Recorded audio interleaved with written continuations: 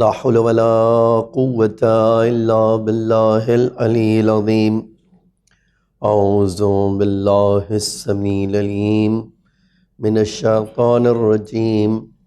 بسم الله الرحمن الرحيم. الحمد لله الذي لا يبلغ مدحته القائلون ولا يحصي نعمه العادون ولا يودي حقه المجتهدون، الذي ليس لصفته حد محدود ولا نعت موجود ولا أجل ممدود، فطر الخلائق بقدرته ونشر الرياح برحمته ووتد بالصخور ميدان أرضه، ثم الصلاة والسلام والتحية والإكرام على بشير النذير والسراج المنير حبيب إله العالمين أبي القاسم المصطفى محمد، اللهم صل على محمد وعلى آله الطيبين الطاهرين المعصومين المظلومين الغر الميامين، لا سيما الإمام المبين بقية الله في الأرضين الحجة الثاني عشر الإمام المهدي المنتظر صلوات الله وسلامه عليه. أما بعد، فقد قال الله تعالى في محكم كتابه المجيد وفرقانه الحميد وقوله الحق. بسم الله الرحمن الرحيم.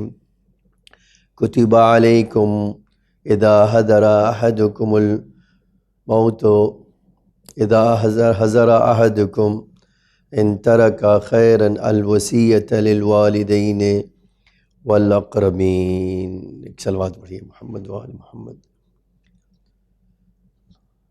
عزیزان گرامی، سورہ بقرہ میں ارشاد ہوتا ہے جب تم میں سے کسی کی موت نزدیک ہو، کتب علیکم، تمہارے لیے لکھ دیا گیا ہے کہ جب تمہارا آخری وقت آ جائے تو تم اگر کوئی خیر چھوڑ رہے ہو، نیکی چھوڑ رہے ہو، تو والدین اور اپنے رشتہ داروں کے لیے وصیت کرو. یہ مختصر ترجمہ ہے، اور ہمارا موضوع جو ہے اس خمسہ مجالس میں امام حسین علیہ السلام کی وصیت اور آج ہمارا معاشرہ یا ہمارے جوان یا ہماری سوسائٹی. یہ آیت کہتی ہے کہ ہر وہ انسان جو اس دنیا سے رخصت ہو رہا ہے، جو دنیا سے جا رہا ہے، اگر اس کی زندگی میں کوئی خیر ہے، اگر کوئی زندگی میں اس کی اچھائی ہے، اگر اس کی زندگی میں کوئی نیکی ہے، تو وصیت ضرور کرے. اور کس کے لیے وصیت کرے؟ اپنے رشتہ داروں کے لیے، اپنے والدین کے لیے وصیت کرے. اور ہمارے وہاں جو ڈیفینیشن وصیت کی بتائی گئی ہے، وصیت کہتے ہیں جوڑنا. جوڑنے کا مطلب کیا ہے؟ ایک جانے والے کو آئندہ والوں سے جوڑ دینا. اس کا یہ بھی ایک مطلب ہوتا ہے کہ تم نے زندگی میں آپ نے اور میں نے جو اپنی زندگی میں نیکیاں دیکھی ہیں، تجربات کیے ہیں، اچھائیاں دیکھی ہیں، اس کے اثرات دیکھے ہیں، ہم آنے والی جنریشن کو اس سے جوڑ دیں. اس کا یہ بھی معنی ہوتا ہے کہ آپ جس طرح ابھی کسی چیز کا ایک تصرف کرتے تھے، استعمال کرتے تھے، اسی طرح وصیت کر کے آئندہ بھی آپ اپنے اس پاور کو باقی رکھ سکتے ہیں. اسی لیے ہمارے وہاں شرعی نقطہ نظر سے وصیت مرنے والا 1/3 جائیداد کے بارے میں کر سکتا ہے. اب اس کے بارے میں نہیں بات کرنا چاہتا ہوں، میں 2 حدیث پڑھنا چاہتا ہوں اس وصیت کی اہمیت کو بتانے کے لیے، اور پھر آ جاتے ہیں ہم مولا کی وصیت کے بارے میں. رسول اللہ صلی اللہ علیہ وآلہ وسلم فرماتے تھے، الوصیت حق علی کل مسلم. وصیت ایک حق ہے ہر مسلمان کے لیے. ہر مسلمان کے لیے حق ہے کہ وہ وصیت کرے. کوئی مسلمان ایسا نہیں ہونا چاہیے جو اپنے اس حق کا استعمال نہ کرے. اس کو اپنے حق کا استعمال کرنا چاہیے.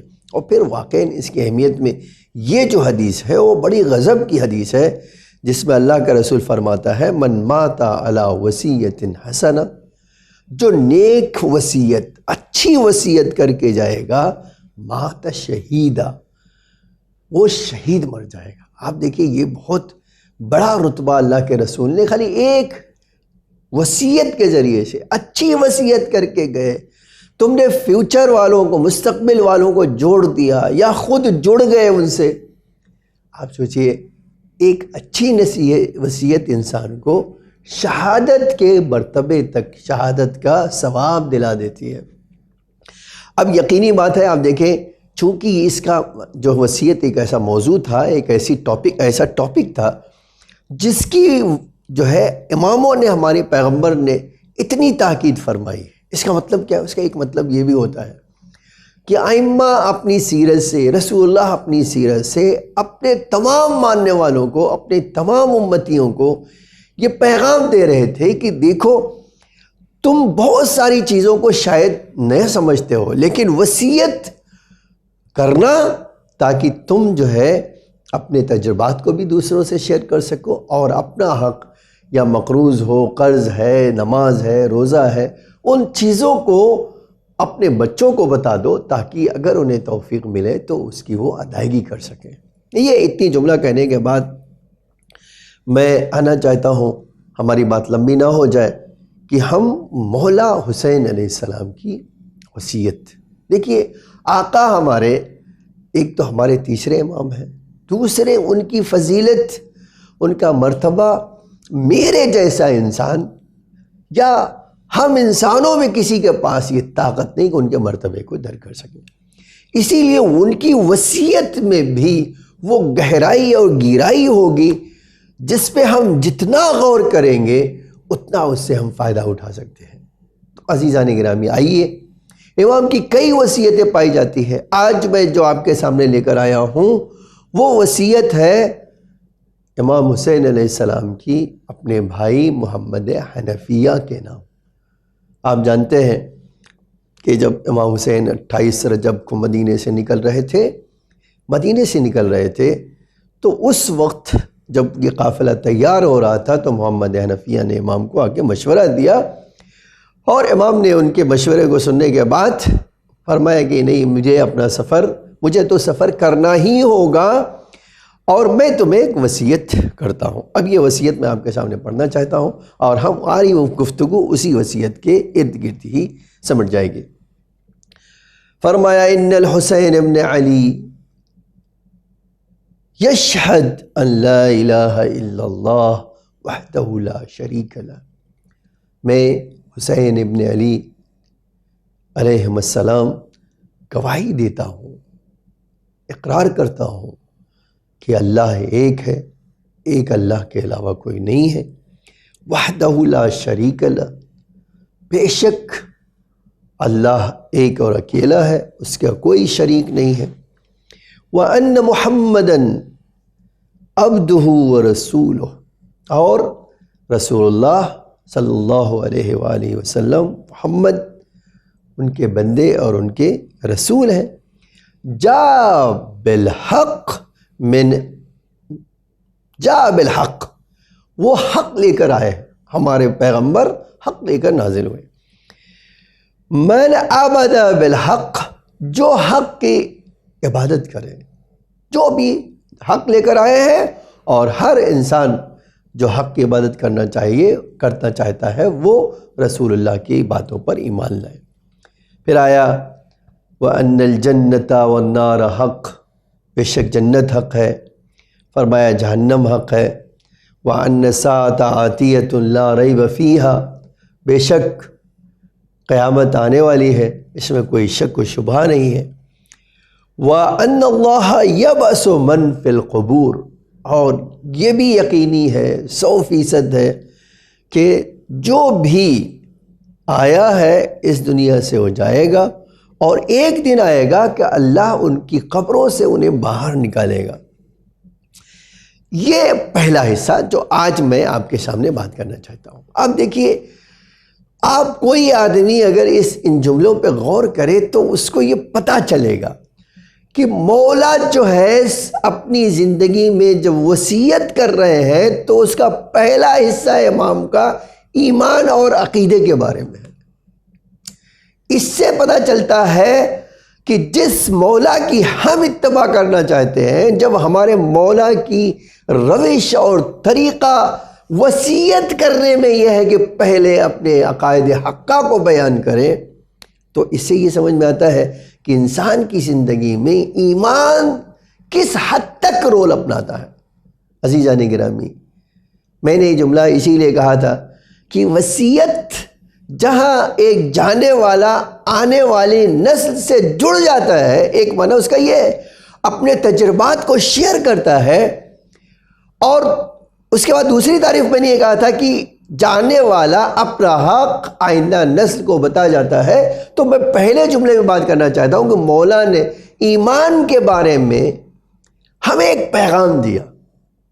دیکھو، تمہارے پاس جو ایمان ہے اس سے برحق کوئی ایمان نہیں، تمہارے پاس جو عقیدہ ہے اس سے بڑھ کر کوئی عقیدہ نہیں، تمہارے پاس جو ایمان کی دولت ہے اس سے بڑھ کر کوئی دولت نہیں، تمہارے پاس جو ایمان ہے وہ سب سے زیادہ دنیا میں بھروسے مند اور قابل اطمینان ہے۔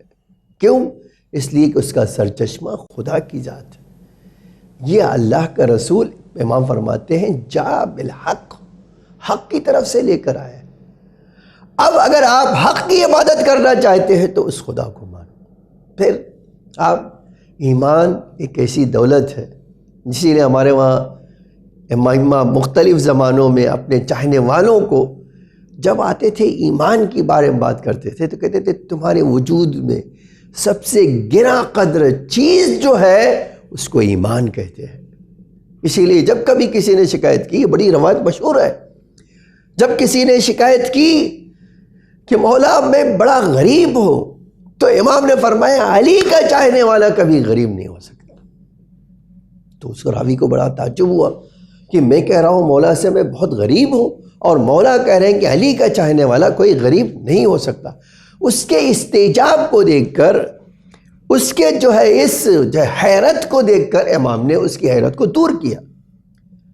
دور کیسے کیا؟ امام، آپ ذرا سوچئے کہ امام نے فرمایا اچھا بتاؤ، جو تمہارے پاس ایمان کی دولت ہے اس کا سودا کرو گے؟ میں تمہیں ڈھیر ساری دولت دے دوں، پہاڑ کے برابر سونا دے دوں، تمہاری زندگی کو مرفہ بنا دوں، تم ہر دنیا کے مال سے مال مال ہو جاؤ، کیا یہ مال لے کر تم اپنا ایمان مجھے دے دو گے؟ اس نے کہا نہیں میرے آقا، میں اپنا یہ ایمان ہرگز کسی کو نہیں دوں گا۔ پوچھا پھر تم کیسے غریب ہو سکتے ہو جس کے پاس میں کہہ رہا ہوں اتنی چیزیں لے لو اور اپنا ایمان دے دو، تم کہہ رہے ہو کہ نہیں؟ تو ایمان عزیزان گرامی انسان کے وجود میں، انسان کی ذات میں سب سے قیمتی چیز ہے، اس سے بڑھ کر کوئی قیمت نہیں ہے۔ اب جب میرے پاس ایسا ایمان ہے جس سے بڑھ کر کوئی دولت نہیں ہے، جس کی کوئی قیمت نہیں ہے، آپ کہہ سکتے ہیں ایسا گوہر گراں بہا ہے جس کی دنیا میں کوئی قیمت لگا ہی نہیں سکتا، تو اب ایک سوال ہے، جب اتنی قیمتی چیز کسی کے پاس بھی ہو تو اس کی حفاظت بھی اتنی ہی شدت سے کی جاتی ہے۔ آج ہم جب دیکھتے ہیں کہ ایک دنیا کا پیسہ، دنیا کی دولت جس کے پاس جتنا زیادہ ہوتی ہے اس کو اتنی ہی اس کی فکر کی، حفاظت کی فکر ہوتی ہے، تو جب انسان کے پاس ایمان کی دولت ہوگی، آپ کہیں گے مجھے حفاظت کرنے کی کیا ضرورت ہے؟ میں کہوں گا قرآن کہہ رہا ہے، شیطان نے یوں ہی نہیں کہا کہ اے اللہ تیری ذات کی قسم کھا کے کہہ رہا ہوں لَأَقْعُدَنَّ عَلَىٰ صِرَاطِكَ الْمُسْتَقِيمِ، میں صراط مستقیم پر بیٹھوں گا اور تیرے بندوں کو گمراہ کروں گا۔ عزیزان گرامی، ایمان انسان کے پاس وہ دولت ہے۔ اب میں آنا چاہتا ہوں دوسرے پہلو کی طرف۔ مولا نے ہمیں، ہم عزاداروں کے لیے، ہم حسینیوں کے لیے، ہم امام کے شیطانیوں کے لیے وصیت کر کے فرمایا کہ ایمان تمہارا سب سے قیمتی ہے۔ اب سوال یہ ہے کہ جب ہم عزاداری کر رہے ہیں تو اس عزاداری کے ساتھ ساتھ ہم اپنے ایمان کو مضبوط کر رہے ہیں یا نہیں؟ میں نہیں جانتا ہوں، میں یہ کہنے کا بھی حقدار نہیں ہوں کہ آپ کا ایمان میرا ایمان، اپنے بارے میں کہ آپ کا ایمان کس پائے کا، میں نہیں کہہ سکتا ہوں، لیکن یہ ضرور کہنا چاہتا ہوں جب خداوند عالم نے آپ کو اور مجھے یہ شرف عطا کیا ہے کہ مجھے ایک ایسی دولت مل گئی ہے، تو مجھے ہر حالت میں اس کی حفاظت کرنا چاہیے اور ہر حالت میں اس کو اور مضبوط سے مضبوط تر کرنا چاہیے۔ ایسا نہ ہو کہ کہیں کوئی آدمی یہ دولت آپ کی چھین لے جائے اور آپ کو پتہ نہ چلے۔ یہ میں اپنی طرف سے نہیں کہہ رہا ہوں جملہ، یہ حدیث کا جملہ ہے کہ دیکھو اپنے ایمان کے لیے کوشش کرنا، اپنے ایمان کے لیے زحمت اٹھانا۔ آخری زمانہ جب آئے گا تو ایسی صورتحال ہوگی کہ انسان صبح ایمان جائے گا، لیکن پلٹ کر جب آئے گا تو اس کے پاس ایمان نہیں ہوگا۔ اور مثال بڑی عجیب دی ہے امام نے، کہتے سرما لگاتے ہو تو تمہیں پتہ چلتا ہے کہ میں نے سرما لگایا ہے، لیکن سرما تمہاری آنکھوں سے کب نکل جاتا ہے تمہیں پتہ نہیں چلتا۔ امام کہتے جب تم صبح جا رہے ہوگے تو تمہارے پاس ایمان کی دولت ہوگی، لیکن جب پلٹ کر آ رہے ہوگے تو تمہارے پاس تمہیں پتہ ہی نہیں ہوگا کہ ایمان کی دولت کہاں کھو چکی ہے۔ عزیزان گرامی، امام حسین نے جو یہ پیغام دیا تھا، آپ اگر ان کے صحابیوں کے بارے میں پڑھیں، ان کے پاس ایمان کی وہی دولت تھی، وہی یقین تھا۔ آپ سوچئے کہ آج جب ہم اصحاب حسینی کے کلمات خالی پڑھتے ہیں تو ہر کلمات سے ان کے ایمان پر یقین کا اعتماد اور بھروسہ ہمیں پیدا ہوتا ہے۔ ہمارے مولا کی تو بات ہی نہیں، اس لیے کوئی امام ایک جملہ کہہ رہا تھا، جس جملہ یہ اللہ کی وحدانیت کی گواہی کے اوپر کتنا یقین تھا، اس جملے سے اندازہ کر سکتے ہیں۔ مولا نے فرمایا اے میرے اللہ، اے اللہ، ترکت الخلق طرا فی ہواک، اے میرے معبود، میرا ایمان جب تیری ذات پر ہے، میرا ایمان اور یقین جب تیری وجود پر ہے، تو اے اللہ جب میں ایمان لایا ہوں تو ہر چیز تیرے لیے چھوڑنے کو تیار ہوں۔ اب میں یہ سوال یہاں ہے، ہم عزادار ہیں، ہم مولا کے چاہنے والے ہیں، ہم شیعہ اثنا عشری ہیں، ہم اپنے آپ کو جعفری کہتے ہیں، ہم اپنے آقا امام زمانہ علیہ السلام کا انتظار کر رہے ہیں۔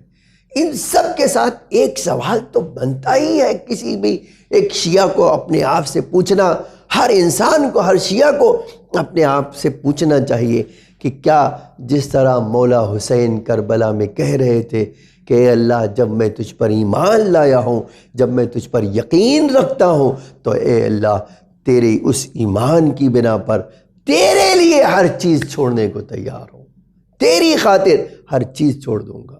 عزیزان گرامی، آج جب آپ ایک بار تاریخ پڑھیے تو ہم امام حسین پر روتے ہیں ان کی مظلومیت کو دیکھ کر، لیکن امام حسین یقیناً مظلوم تھے، لیکن ہمارے مولا علی ایسا نہیں تھے کہ مظلوم نہ تھے، امام حسن ایسا نہیں تھے کہ مظلوم نہیں تھے۔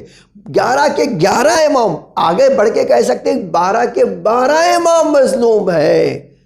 اب اگر مظلوم ہے تو ہماری ذمہ داری ہے، ہمارا ایمانی تقاضا ہے کہ ہم اپنے امام کے ساتھ کھڑے رہیں۔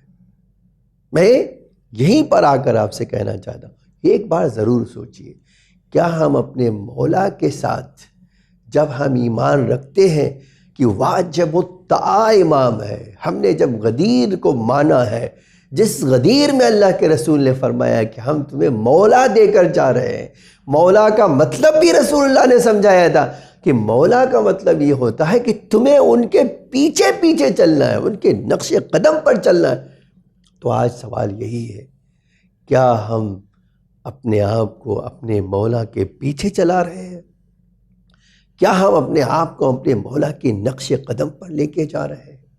اور اگر نقش قدم پر لے کے جا رہے ہیں، آپ کہیں گے ہاں میں بالکل نقش قدم پر چل رہا ہوں، تو میں دوسرا سوال آپ کے سامنے کہوں گا، اور سوال یہ ہوگا کہ آپ نقش قدم پہ چل رہے ہیں تو آپ اپنے امام کے لیے کیا قربان کرنے کے لیے تیار ہیں؟ عزیزان گرامی، یہ ہے امام حسین کی اس جملے کا مطلب، اے اللہ جب میں تجھ پر ایمان رکھتا ہوں، اے میرے معبود جب میں تجھ پر یقین رکھتا ہوں، تو اے میرے معبود ہر کام تیری ذات کے لیے، تیری خوشنودی کے لیے، تیری اطاعت کرنے کے لیے تیار ہوں. کوئی چیز ایسی نہیں ہے جو تیرے لیے چھوڑنے کو تیار نہ ہو. عزیزان گرامی، میں آپ سے یہی پوچھنا چاہتا ہوں، ہم عزادار ہیں، ہم اپنے مولا کے لیے سب چھوڑنے کے لیے تیار ہیں؟ اگر تیار ہے تو ہم نے امام کی وصیت پر عمل کیا ہے، اور اگر تیار نہیں ہے یا تیار ہے لیکن 10% تیار ہے، 20% تیار ہے، 30% تیار ہے، 40% تیار ہے، 50% تیار ہے، 90% تیار ہے، تو آپ جان لیجئے ہم اتنے ہی امام کے عزادار ہیں، اتنے ہی امام کو چاہنے والے ہیں. آج ہر امام کی، میں نے کہا، ایک پریشانی کامن تھی اپنے چاہنے والوں کے لیے کی طرف سے. وہ کیا تھی؟ وہ یہ تھی کہ ایمان تو رکھتے تھے، لیکن مسئلہ یہ تھا کہ ایمان رکھتے تھے لیکن اس ایمان میں قربانی کا جذبہ بہت کم تھا. میں ایک روایت پڑھ کے سننا چاہتا ہوں. جب تیسری خلافت کا زمانہ آیا تو ظاہراً عبداللہ ابن جندب وہ جو ہے امام کے پاس آئے اور امام سے فرمایا، مولا مجھے ایک بات بتا دیجیے، آپ کیوں نہیں کھڑے ہو کر ایک خطبہ دیتے اور لوگوں کو اپنی حقانیت بتائیے اور اپنی طرف دعوت دیجیے. اگر 100 میں سے 10 لے کر آئے تو ہم 10 100 پر بھاری پڑنے والے ہیں، اور اگر اے میرے مولا ہم جو ہے آپ نے بلایا اور نہیں آئے تو حجت ہم نے تمام کر دی، اور اگر آئے تو ہم نے 10 ہم 100 پہ بھاری پڑیں گے. امام نے بڑا عجب سوال کیا جندب سے. جانتے ہیں کیا سوال کیا؟ سوال کیا، جندب مجھے یہ بتاؤ، تم یہ کہہ رہے ہو کہ 100 میں سے 10 ہماری بات کو سنیں گے؟ کہاں؟ مولا مجھے ایسا لگتا ہے. امام نے کہتا ہے لیکن مجھے نہیں لگتا کہ ان میں سے 100 میں سے 2 سنیں گے. اللہ اکبر، اللہ اکبر. عزیزان گرامی، یہ بڑا حیرتناک جملہ میں نے روایت کا پڑھا. آپ دیکھنا چاہتے ہیں تو یہ الصحیح من سیرت امام علی علیہ السلام میں 15ویں جلد میں دیکھ لیجیے جا کے. اب آپ مجھے بتائیے، جو علی علیہ السلام کے لیے یہ مدینے میں لوگ وہی تھے جو غدیر میں کہتے تھے بخن بخن لکا، جنہوں نے بیعت کی تھی، جو اللہ پر ایمان رکھتے تھے، رسول اللہ پر ایمان رکھتے تھے، قرآن پر ایمان رکھتے تھے. لیکن ان کا ایمان کیسا تھا؟ جب موقع آیا حق کے ساتھ کھڑا ہونے کے لیے، امام کہتے 100 میں سے 2 تیار نہیں قربانی دینے کے لیے. ایسا نہیں کہ امام کی فضیلت کو نہیں مانتے، ایسا نہیں ہے کہ امام کی عظمت کا نہیں انکاری ہے، ایسا نہیں ہے کہ ان کے مرتبے کے انکاری ہے، ایسا نہیں کہ ان کی جلالت کو نہیں سمجھتے، ایسا نہیں کہ ان کے علم کو نہیں سمجھتے، ایسا نہیں کہ ان کے انصاف کو نہیں جانتے. کون ہے جو علی کی فضیلت کو نہیں جانتا ہے؟ لیکن عزیزان گرامی، کھڑے کتنے لوگ ہوئے؟ امام کہہ رہے 2 کھڑا نہیں ہوگا. امام حسین آپ کربلا میں دیکھو کتنی بار کہہ رہے تھے حل من ناصر، حل من ناصر، حل من ناصر. اور ایسا نہیں تھے کربلا میں صحابہ جمع نہیں تھے جنہوں نے اپنی آنکھوں سے امام حسین کو کہ رسول کے کندھوں پر نہ دیکھا ہو. اور وہی دشمن اسلام جو ہے، دشمن حسین، دشمن دین جو ہے، اللہ کا کلمہ پڑھ رہے تھے. ظاہراً کہتے تھے ہم ایمان رکھتے ہیں. کاہے کا ایمان؟ ایسا ایمان جس کے بعد تم رسول کے نواسے کو قتل کر رہے ہو، کیسا ایمان ہے یہ؟ اسی لیے عزیزان گرامی، جب آپ نے اور مجھ نے صحیح ایمان درک کر لیا ہے، جب صحیح ایمان ہم نے حاصل کر لیا ہے، جب ہم صحیح ایمان جان چکے ہیں، جب ہم صحیح ایمان پہچان چکے ہیں، جب ہم نے سمجھ لیا ہے کہ ہمارا مولا کہتا ہے کہ سب سے طاقتور ایمان ہمارے پاس ہے، تو اب دوسری ذمہ داری ہماری ہوتی ہے کہ اس ایمانی تقاضے کو پورا کریں. ایمانی تقاضا پورا کیسے ہوگا؟ یہ پورا ہوگا امام کی 100% اطاعت میں، 100% امام کے پیچھے چلنے میں.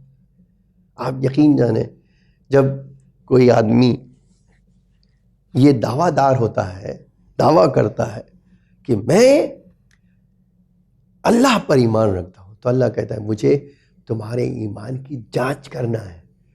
میں تمہارے ایمان کو پرکھنا چاہتا ہوں، میں تمہارے ایمان کو جاننا چاہتا ہوں، میں تمہارے ایمان کو سمجھنا چاہتا ہوں، تو مجھے تمہارا امتحان لینا ہوگا۔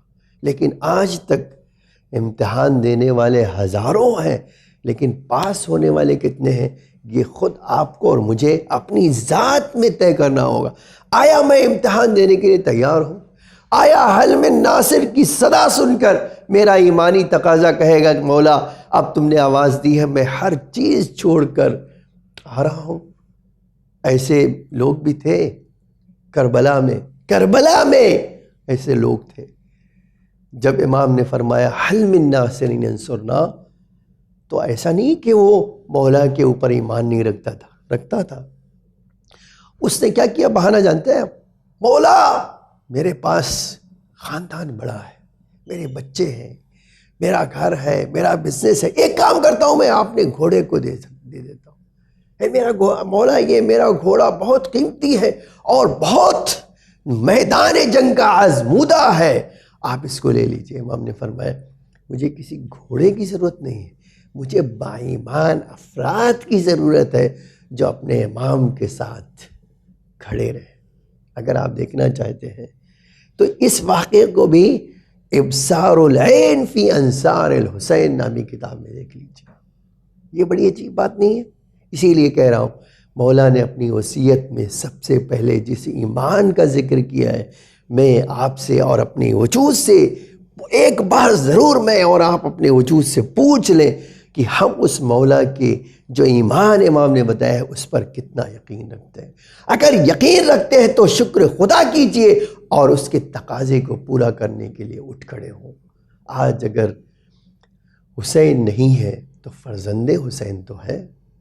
اگر آج مولا کربلا میں نہ صحیح صدائے استغاثہ بلند کر رہے ہیں، مولائے امام زمان تو یقیناً وہیں سے آواز دے رہے ہوں گے۔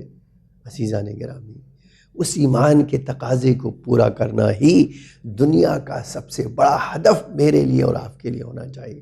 دنیا میں اس لیے نہیں ہم آئے ہیں کہ ہمیں دنیا میں رہنا ہے، دنیا میں اس لیے آئے ہیں کہ ایمان لائیں اور ایمانی تقاضے کو پورا کریں۔